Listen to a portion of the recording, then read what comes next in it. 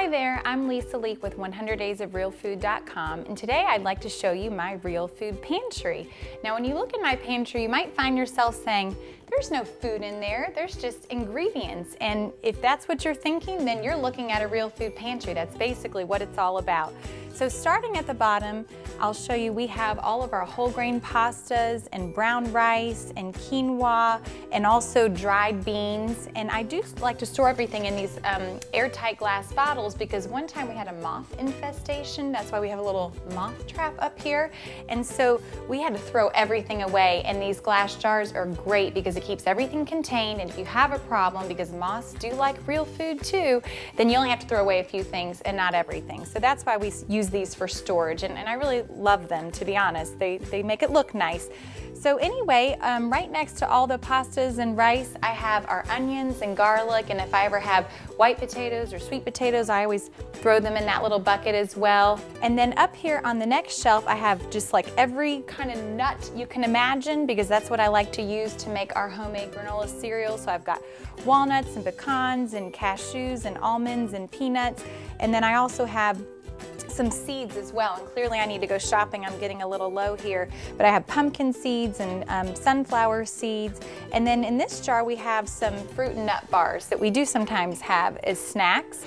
And this right here is our stash of chocolate. So this is 85% dark organic chocolate, and it's conveniently located right next to the roasted peanuts. So it's great to get a handful of those together as a little after dinner snack. And back there we have our one ingredient peanut butter as well. And then right next to that, I do have some whole grain pretzels and whole grain crackers. There aren't a ton of whole grain pretzel and cracker options, but there are some, and I do like to try to have that on hand. And then I have some dried fruit back there as well. And then up on the next shelf, we have our popcorn, and I have the brown paper lunch bags right next to it because that's how I make our popcorn in the microwave.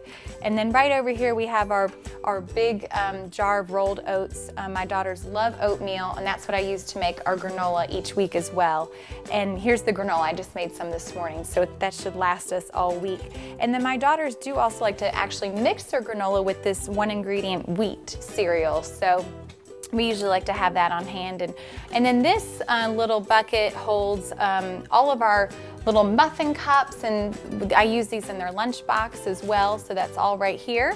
This is our treat basket. We used to have a much bigger treat basket, but we don't have as many treats around anymore. So in here I have some chocolate chips, some organic lollipops, and just kind of anything that we collect that we want to save for later or for a special occasion. And then this is actually everything that we use to make oatmeal in the morning. And rather than collecting it all from different places, one day we decided, hey, let's just put it all together, because we make it almost every morning for my daughter's snack at school. And this is raisins and pure vanilla extract and cinnamon and honey.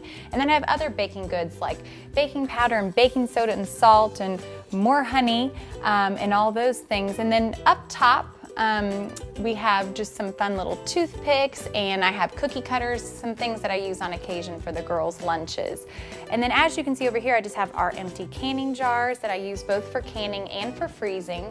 And then over here I have a lot of other canned goods and just like a backup syrup and a backup little container of raisins. And I love to have some of these canned goods on hand because for those nights where I don't have a dinner plan, I might need to pull out a can of black beans or crushed tomatoes to kind of come up with something creative.